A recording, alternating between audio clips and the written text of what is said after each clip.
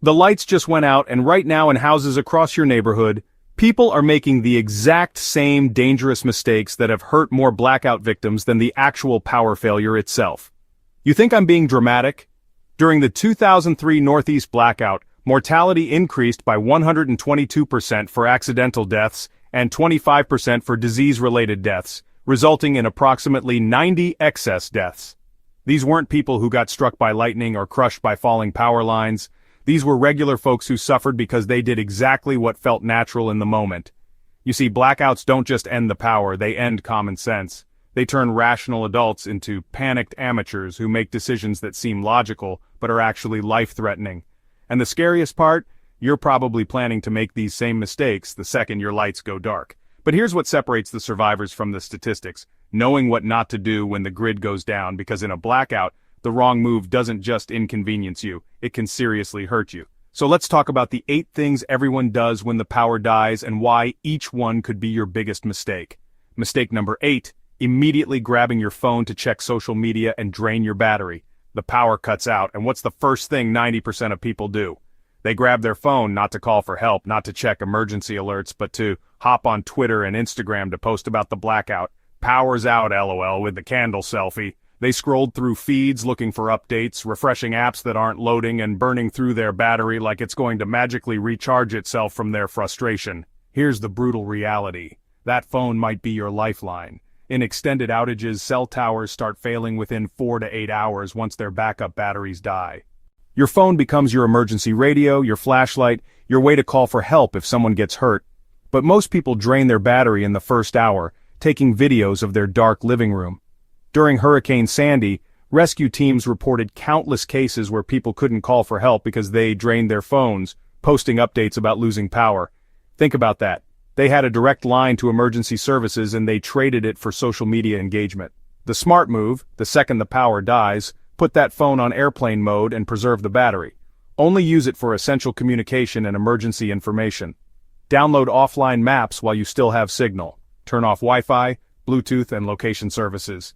Your phone isn't entertainment anymore, it's survival equipment. This is exactly the kind of preparedness mindset that saved people in the 70-plus real-world projects detailed in No Grid Survival Projects, where they learned that every modern device becomes precious when the grid fails.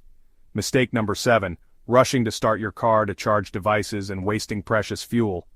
When people realize their phone is dying, panic sets in, so they make their second terrible decision. They run out to their car, fire it up, and start charging everything they can find.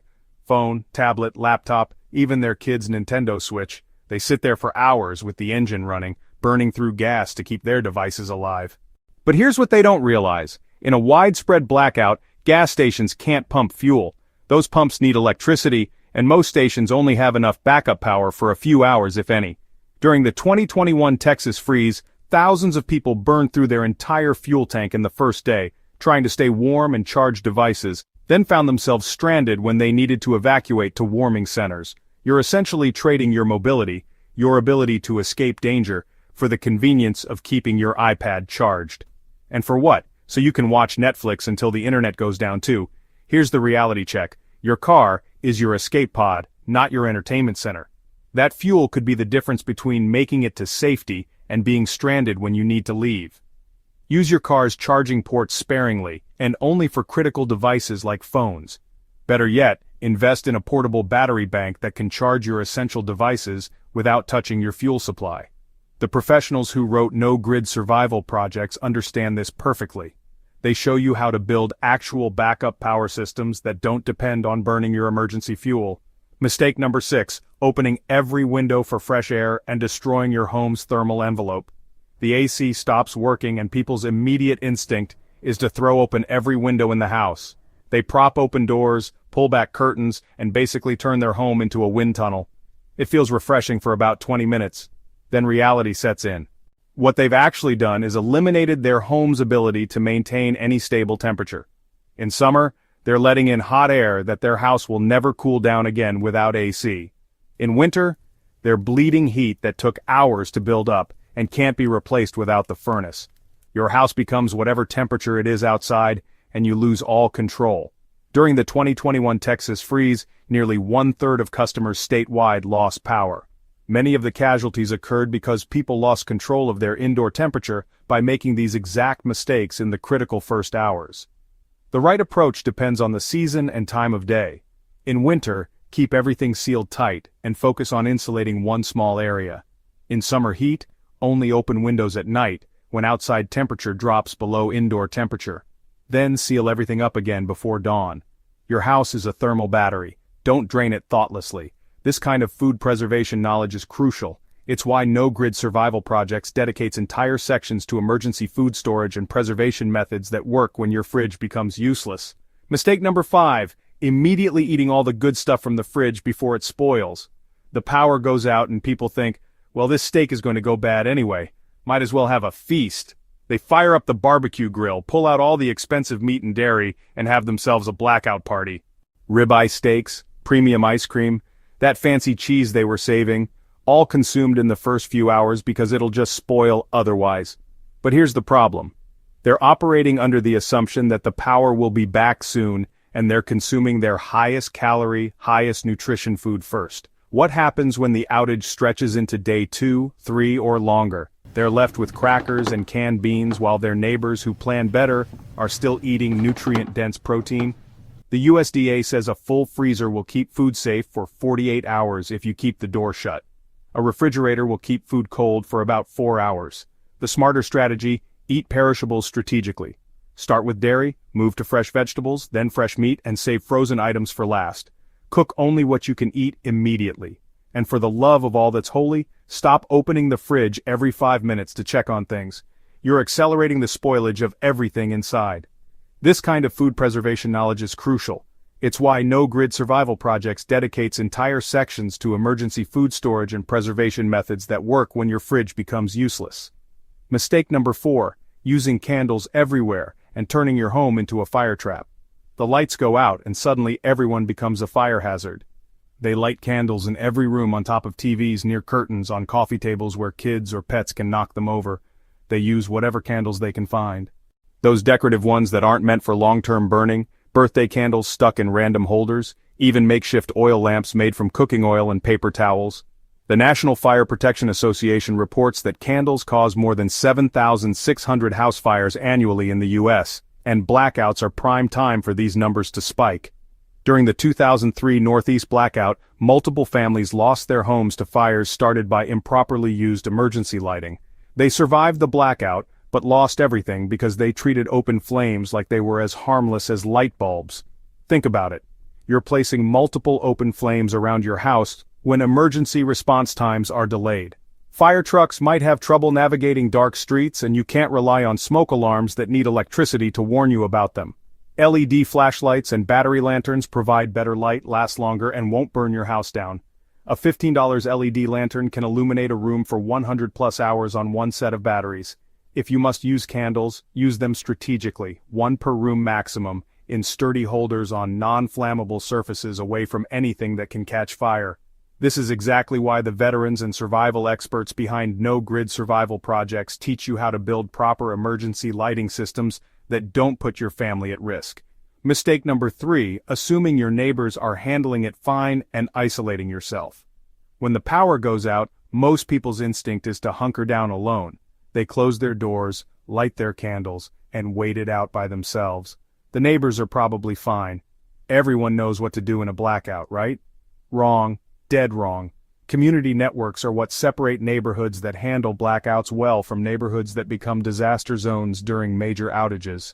The safest blocks are always the ones where neighbors check on each other, share resources, and coordinate responses. The dangerous blocks are the ones where everyone assumes everyone else is fine. That elderly couple next door, they might be on medical equipment that just stopped working. The single mom across the street, she might not have batteries for her flashlight and is sitting in the dark with scared kids. The guy with diabetes down the block, he might need to keep his insulin cool and doesn't know how. Research from Yale and Johns Hopkins shows that power outages significantly increase both accidental and disease-related health emergencies. Many of these incidents are preventable with simple community coordination. Sharing ice, checking on vulnerable neighbors, pooling resources like battery-powered radios for emergency information. The first hour of a blackout is when you should be knocking on doors, not hiding behind yours. Create a quick neighborhood check-in system. Share phone numbers. Identify who has medical needs, who has generators, who has supplies to spare. Isolated households become casualties. Connected neighborhoods become survivors. Mistake number 2, drinking and treating the blackout like a party opportunity.